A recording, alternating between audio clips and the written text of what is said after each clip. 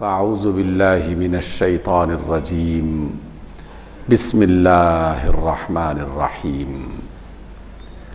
ان هذا القرآن يهدي للتي هي أقوم ويبشر المؤمنين الذين يعملون الصالحات أن لهم أجرا كبيرا۔ سورہ بنی اسرائیل اس کی آیت نمبر 9 سے آج ہم نے اپنی گفتگو کا آغاز کیا۔ یہ قرآن مجید کی بڑی آیات میں سے ایک آیت ہے جو قرآن کے حوالے سے اللہ تعالیٰ کا اٹل اور انمول قسم کا پیغام ہمیں عطا فرماتی ہے۔ خود اللہ نے فرمایا ان ھذا القرآن، بے شک یہ قرآن، یہدی للتی ہی اقوم، اس بات کی طرف، اس چیز کی طرف، اس راستے کی طرف رہنمائی کرتی ہے۔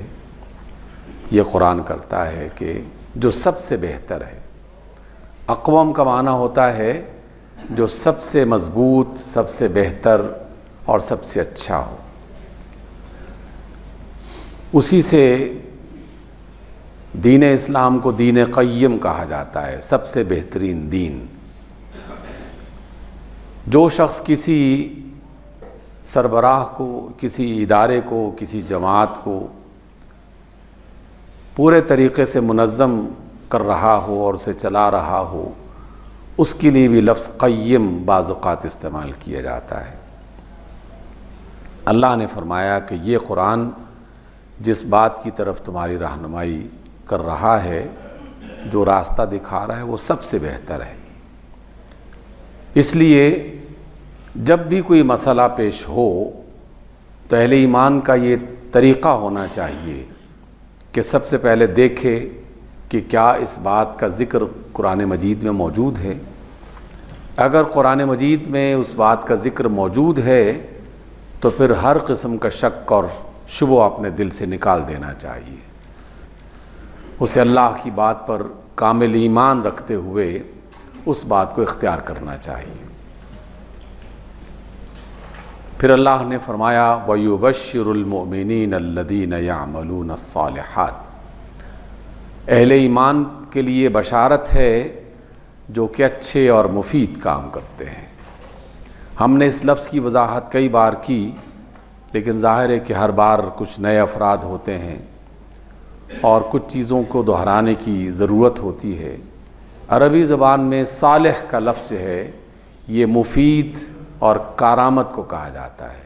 جو چیز مفید ہو خلق خدا کے لیے اور کارآمد ہو خلق خدا کے لیے، تو جو کام بھی ایسا کیا جائے جس کا فائدہ خلق خدا کو پہنچنے والا ہے، وہ اگر اسے ایمان کی دولت بھی نصیب ہے تو پھر اللہ تعالیٰ کے ہاں یہ شخص بشارتوں کا حقدار بن جاتا ہے۔ ایمان کے بغیر اگر کوئی شخص اچھے کام کر رہا ہے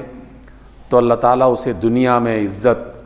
اور شہرت اور دولت اس کے بدلے میں عطا کرتا ہے۔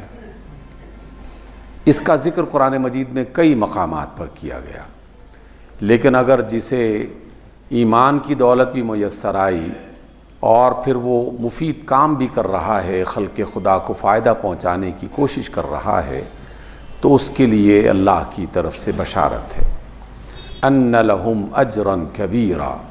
اور بشارت یہ بتائی گئی ہے کہ اس کے لیے بہت بڑا اجر ہے، اس کا بدلہ بہت بڑا ہے۔ اور اس بات کو جاننے کے لیے بھی ہم نے کئی بار اس کا ذکر کیا کہ جب کوئی بڑا ہمارے تصور میں آتا ہے تو پھر اسی کے اعتبار سے اور اسی کے مقام اور مرتبے کے اعتبار سے ہم اندازہ لگاتے ہیں کہ یہ کتنا اجر دے سکتا ہے، کتنا بدلہ دے سکتا ہے۔ اور ہماری دنیا میں اس طرح کی مثالیں ہم روز مرہ دیکھتے رہتے ہیں۔ جو شخص جتنا بڑا ہوگا اپنے رتبے کے اعتبار سے، اپنی مال و دولت کے اعتبار سے، اپنے دل کے اعتبار سے، تو ویسے ویسے ہمارا تصور اس کے بارے میں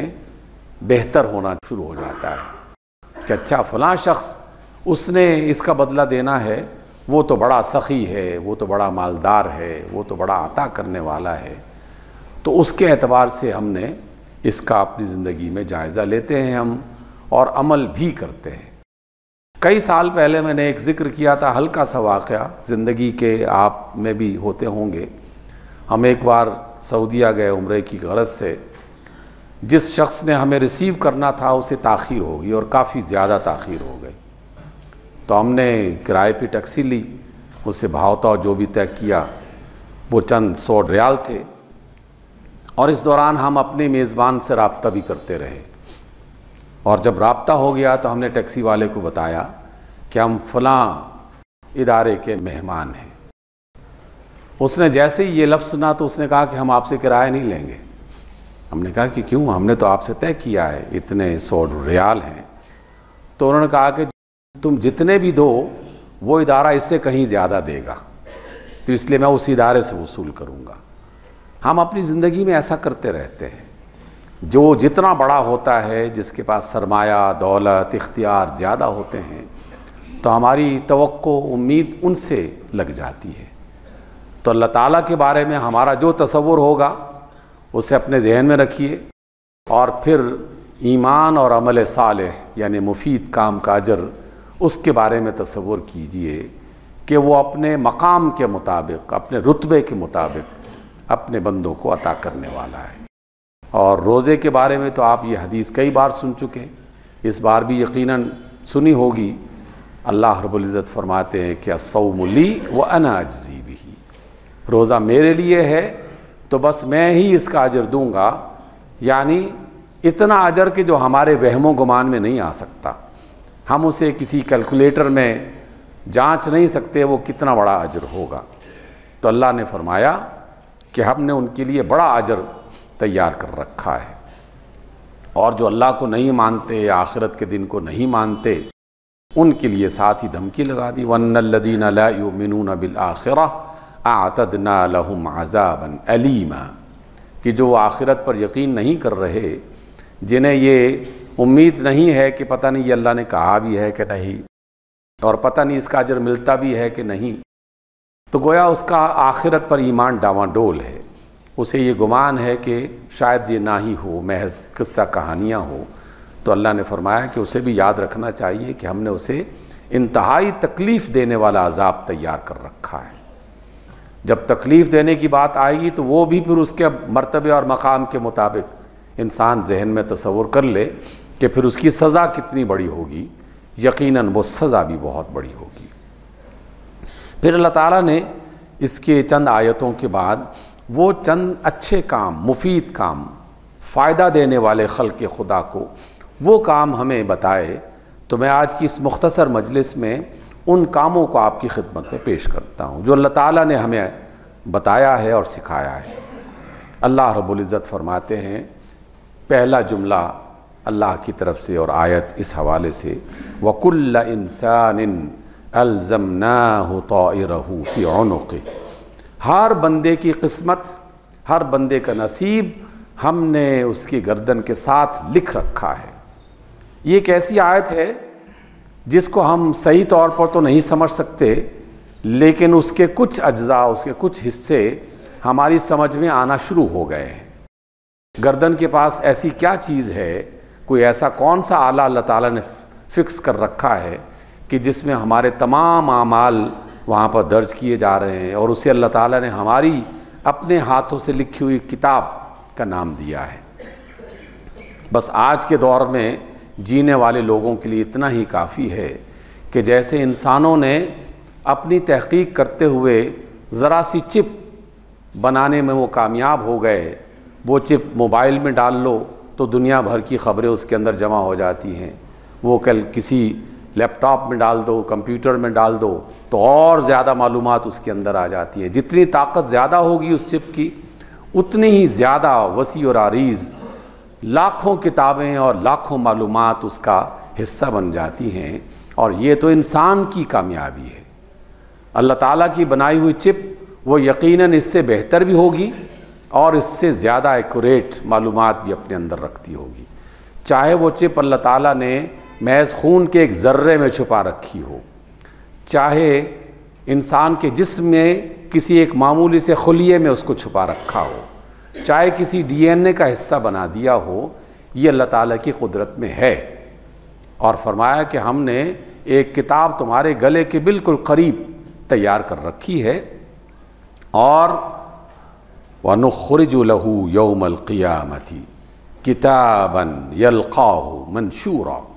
اور قیامت کے روز ہم اس کے گلے میں سے یہ کتاب نکالیں گے،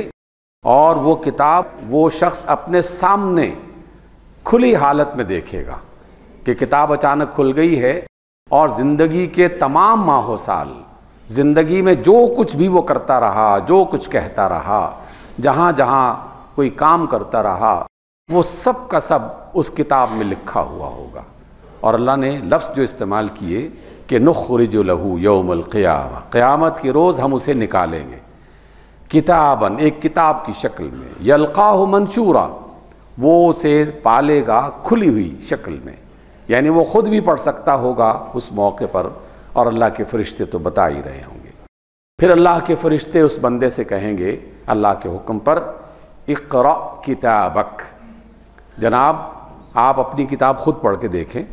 یہ تمہاری اپنی ہاتھوں سے لکھی ہوئی کتاب ہے، تمہارا اعمال نامہ جو ہے اس کتاب کی شکل میں آج تمہارے سامنے آ چکا ہے۔ اقرأ کتابک، اپنی کتاب خود پڑھو۔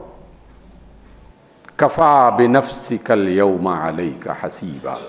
آج تمہارا محاسبہ کرنے کے لیے بس یہی کتاب کافی ہے،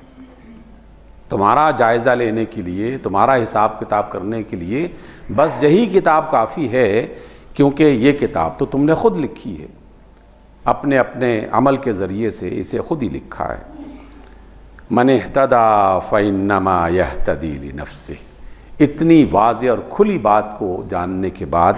جس نے ہدایت قبول کر لی تو در حقیقت اس نے اپنا ہی بھلا کیا، اپنے لیے ہی اس نے ہدایت کو پسند کیا ہے۔ ومن ضل فانما یضل علیہا، اور جو یہ بات جاننے کے باوجود پھر بھٹک گیا، پھر اس نے نظر انداز کر دیا، پھر وہ بھلا بیٹھا کہ نہیں ایسی کوئی کتاب نہیں ہوگی، دیکھا جائے گا جب وہ قیامت کا دن آئے گا تو اس وقت پھر ہم دیکھ لیں گے، تو جو پھر بھٹک گیا تو در حقیقت اس کا بھٹکنا خود اس کے اوپر ایک وبال بن کے پڑ جائے گا۔ وَلَا تَزِرُ وَازِرَةٌ وِزْرَ أُخْرَى، اور وہ دن ایسا ہوگا کہ جو کسی اور کا بوجھ کسی اور کو نہیں دیا جائے گا۔ ہر شخص نے جو اپنی اپنی کتاب لکھی ہے اس کے مطابق ہی اس کا حساب بھی ہوگا، اور اس کو جزا یا سزا جو بھی اللہ کی طرف سے فیصلہ ہوگا وہ فیصلہ کر دیا جائے گا، کوئی کسی کا بوجھ اٹھانے والا نہیں ہوگا۔ سامعین گرامی، یہ بات اللہ تعالیٰ نے اپنی کتاب میں کئی بار ذکر کی ہے، اس وجہ سے بالکل 100% یقین کر لیجئے کہ ہر ایک آدمی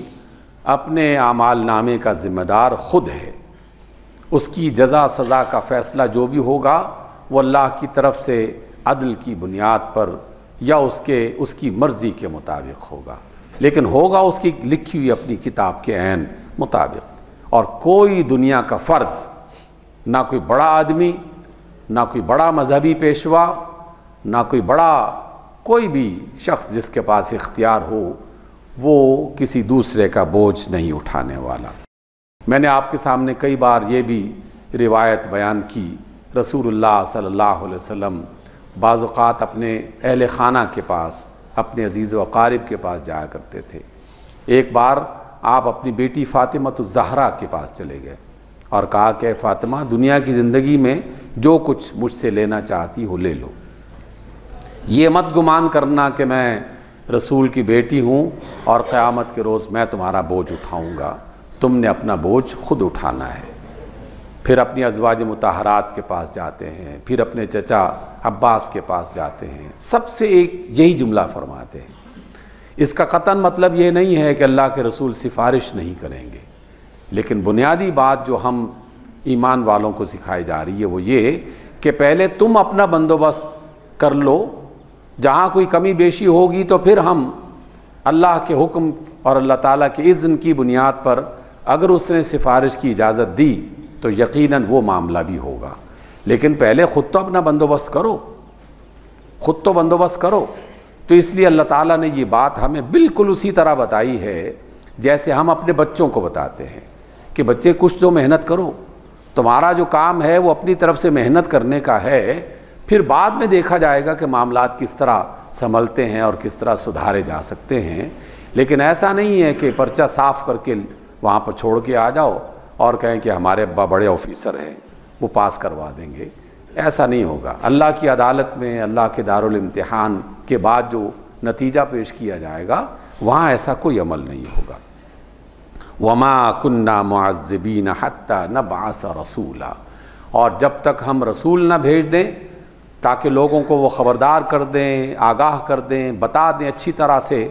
ہم کسی قوم پر عذاب نہیں بھیجتے۔ اور پھر اللہ رب العزت نے ایک اور بات جو ہم اسی قرآن کی آیات میں آج کی مجلس میں پڑھنا چاہتے ہیں، وَإِذَا أَرَدْنَا أَن نُهْلِكَ قَرْيَةً أَمَرْنَا مُتْرَفِيهَا فَفَسَقُوا فِيهَا فَحَقَّ عَلَيْهَا الْقَوْلُ فَدَمَّرْنَاهَا تَدْمِيرًا، کہ جب ہم کسی بستی کو، کسی ملک کو تباہ کرنا چاہتے ہیں تو ہم وہاں کے مالداروں کو یہ بتاتے ہیں، یہ حکم دیتے ہیں، یعنی ان کے دل میں ڈال دیتے ہیں، ایسے حالات پیدا کر دیتے ہیں کہ وہ فسق و فجور، نافرمانیاں، بغاوتیں، بے انصافیاں، فساد، دنگا، لڑائی جھگڑے،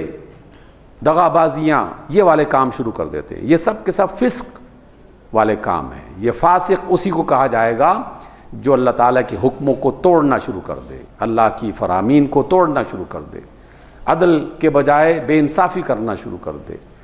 حق دینے کے بجائے ظلم کرنا شروع کر دے، مہربانی کرنے کے بجائے زیادتی کرنا شروع کر دے، سچ بولنے کے بجائے جھوٹ بولنا شروع کر دے۔ یہ ساری خرابیاں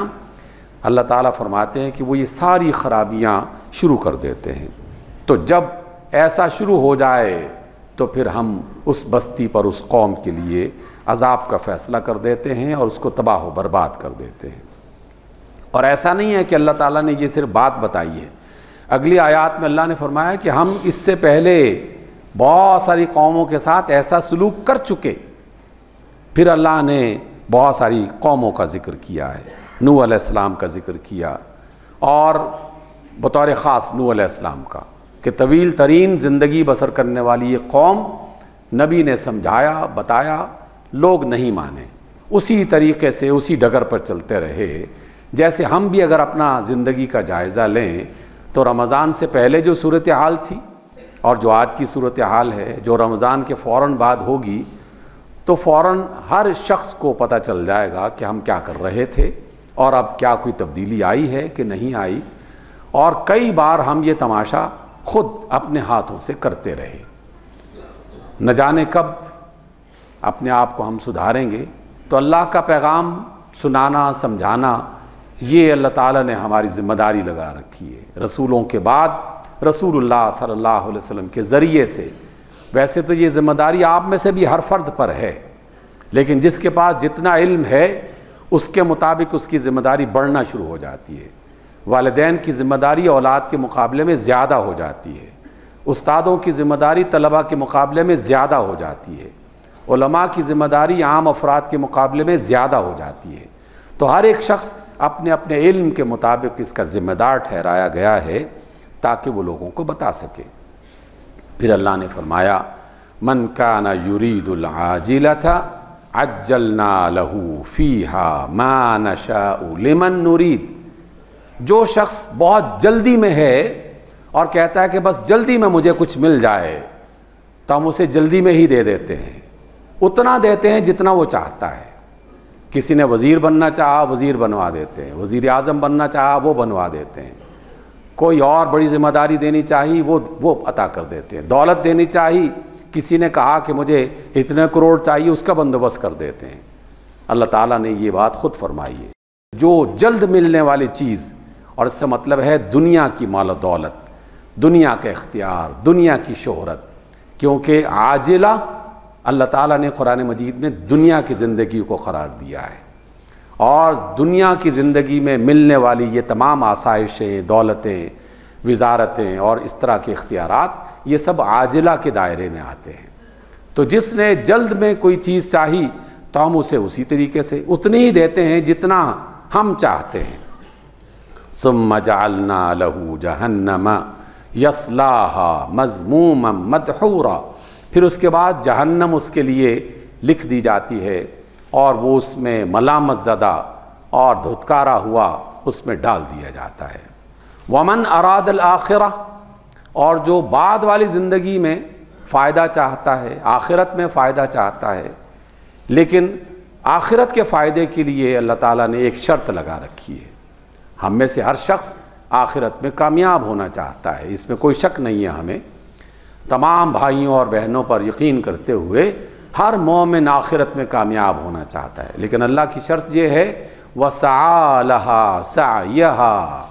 لیکن وہ آخرت کے لیے محنت بھی کر رہا ہو، کوشش بھی کر رہا ہو، جس طرح کی کوشش کرنے کا حق ہے۔ وَهُوَ مُؤْمِن، اور وہ مومن بھی ہو۔ فَأُولَئِكَ كَانَ سَعْيُهُمْ مَشْكُورًا، تو بس اس کی کوشش جو ہے یہ اللہ تعالیٰ کے ہاں کامیاب ٹھہرے گی، اور اس کا اجر، اس کا بدلہ اللہ تعالیٰ کے ذمے ہو جائے گا، اور اللہ تعالیٰ بھی اس کی اس محنت کو اپنے ہاں قبول کرے گا۔ كُلًّا نُمِدُّ هَؤُلَاءِ وَهَؤُلَاءِ مِنْ عَطَاءِ رَبِّكَ۔ اللہ نے یہ آیت کا ٹکڑا جو ہے وہ بہت عظیم الشان بتایا، ہماری سمجھ میں آنا چاہیے۔ اللہ فرماتے ہیں کہ ہم دونوں کو، وہ جو صرف دنیا چاہتا ہے اور وہ جو آخرت میں کامیاب ہونا چاہتا ہے، كُلًّا نُمِدُّ هَؤُلَاءِ وَهَؤُلَاءِ، ہم ان کو بھی نوازتے ہیں اور ان کو بھی نوازتے ہیں۔ یہ اللہ تعالیٰ کی اپنی ربوبیت کا ایک قانون اور اصول ہے۔ جب تک دنیا قائم ہے اس نے دنیا میں آنے والے ہر انسان کو، بلکہ ہر زی روح کو جو بھی اس کا رزق ہے اس نے دینا ہے، اس کو، اسے بھی نوازتے ہیں، اسے بھی نوازتے ہیں۔ وَمَا كَانَ عَطَاءُ رَبِّكَ مَحْظُورًا، اور تمہارے رب کی عطا، تمہارے رب کا دیا جانا جو ہے وہ کسی سے رکتا نہیں ہے۔ اس لیے اس دعا کو کرنے کی ضرورت نہیں ہے کہ اللہ تعالیٰ کافروں کا رزق روک دے،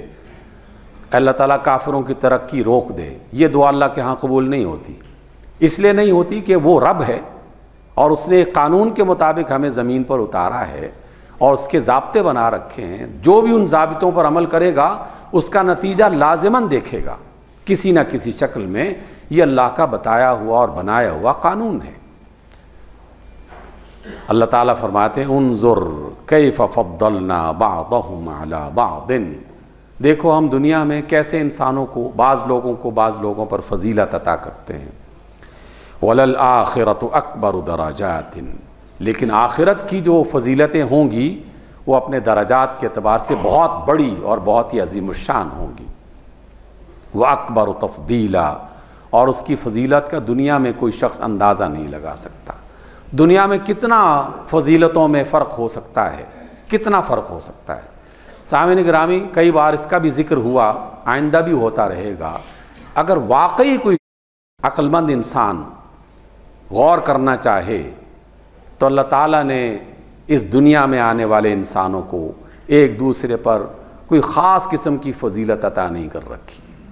ایسا مت سوچیں کہ فلاں کے پاس اتنے بلینز ہیں اور ہمارے پاس تو ہزاروں اور سینکڑوں بھی نہیں ہیں۔ یہ کوئی فضیلت کا معیار نہیں ہے۔ معیار تلاش کرنا چاہتے ہیں تو ذرا اپنے اندر کی آنکھ، اپنے دل کی آنکھ کھول کر دیکھنا شروع کر دیجئے۔ دنیا میں رہنے والا ایک غریب سے غریب آدمی جب اپنا پیٹ بھرتا ہے تو کن چیزوں سے بھرتا ہے؟ وہی دال روٹی، وہی دودھ اور مکھن، وہی سبزیاں اور پھل۔ غریب سے غریب آدمی بھی کھا رہا ہے، اور دنیا کا بڑے سے بڑا بادشاہ جتنی مرضی دولت ہو وہ ان سے باہر جا کے کچھ کھا ہی نہیں سکتا۔ کیا کبھی دیکھا ہے کسی بادشاہ کو کس نے سونے کی روٹیاں بنا کر کھانا شروع کر دی ہوں، ہیرے جواہرات کے سالن بنا کے کھانا شروع کر دی ہوں؟ جب وہ انسان بن کے دسترخوان پر بیٹھتا ہے تو بادشاہ سلامت جو بھی ہوں، کھانا اسے وہی لقمہ پڑتا ہے جو ایک غریب آدمی کھاتا ہے، اور اس کے کھانے سے پہلے اس کا باورچی کھاتا ہے، اس کے کھانے سے پہلے وہ کسان زمین پر کھا لیتا ہے جو وہاں تک ابھی پہنچا ہی نہیں ہے۔ اللہ تعالیٰ نے دنیا میں انسانوں کو نعمتوں کے اعتبار سے بالکل برابر کر رکھا ہوا ہے۔ بادشاہ کی آنکھیں کیا کئی کلومیٹر تک دیکھ سکتی ہیں؟ کیا غریب کی آنکھیں وہاں تک نہیں دیکھ سکتی؟ ایک آدمی کو ہر اعتبار سے تمام تر نعمتیں جو اصل دنیا کی نعمتیں ہیں، مال و دولت کوئی بڑی نعمت نہیں ہے، یہ اس کا ایک چھوٹا سا جز ہے۔ اصل نعمتیں ہیں کسی انسان کی نظر، کسی انسان کی سماعت، کسی انسان کے دل کی دھڑکن، کسی انسان کے پھیپھڑے کا سانس لینا، کسی انسان کو عطا کیے جانے والے بچے، کسی کو عزت، یہ اصل ہے اللہ تعالیٰ کی نعمتیں۔ اور اس میں آپ دیکھیے کتنا بڑا فرق ہے۔ لیکن جب آخرت کے بعد جو ہے وہ فضیلتیں عطا کی جائیں گی تو کوئی عرش معلیٰ کے قریب اپنا گھر بنائے گا، کوئی پہلے آسمان پر، کوئی دوسرے آسمان پر، کوئی تیسرے آسمان پر، کسی کو باغات دیے جائیں گے۔ کوئی آدمی شمار ہی نہیں کر سکتا، نہ بیان کر سکتا ہے۔ دنیا کی کوئی لغت ایسی ایجاد نہیں ہو سکی جو اللہ تعالیٰ کی نعمتوں کا اظہار کر سکے، اس کو بیان کر سکے۔ تو اللہ تعالیٰ نے یہ فرمایا کہ دنیا میں جو چاہتا ہے ہم اس کے مطابق اس کو دیتے ہیں، لیکن درجات اللہ تعالیٰ کے ہاں سب سے بڑے جو ہیں وہیں پر اصل ہوتے ہیں۔ پھر فرمایا اے لوگو اپنے والدین کی عزت کیا کرو، ان کا احترام کیا کرو، ان کے لیے رحم کے بادل بن جاؤ، رحمت کے پر بن جاؤ، ان کے لیے پھیلا دو، اور کبھی اف تک نہ کہو۔ پھر اللہ رب العزت نے فرمایا کہ ان میں سے کوئی ایک یا دونوں بوڑھے ہو جائیں تو ان کے لیے مہربان بن جاؤ اور ہمیشہ ان کے لیے دعا کرو، ہمیشہ۔ رب ارحمہما کما ربیانی صغیرا، جب تک وہ حیات تھے تب بھی یہی دعا، اور جب وہ دنیا سے رخصت ہو جائیں تب بھی یہی دعا کہ اے اللہ ان پر مہربانی، اتنی مہربانی فرما دے جس طرح وہ مجھ پر میرے بچپن میں مہربانی کیا کرتے تھے۔ یہ باقاعدہ اللہ نے دعا سکھائی ہے۔ اور جو قرابت دار ہیں ان کو ان کا حق ادا کیا جائے، جو مسکین ہے ان کو دیا جائے، جو مسافر ہیں ان کو دیا جائے، اور فضول خرچی مت کی جائے۔ ان المبذرین کانوا اخوان الشیاطین، جان لو کہ فضول خرچی کرنے والے لوگ جو ہیں وہ شیطان کے بھائی ہیں۔ وَكَانَ الشَّيْطَانُ لِرَبِّهِ كَفُورًا، اور شیطان اپنے رب کا ناشکرا ہے۔ اس کے بعد کی آیات بھی آپ گھر جا کے ضرور تلاوت کیجئے گا۔ سورہ بنی اسرائیل قرآن مجید کا 17واں سورہ ہے، اور میں نے اس کی آیت نمبر 9 سے آپ کے سامنے کچھ آیات تلاوت کی اور کچھ معنی آپ کے سامنے بتائے۔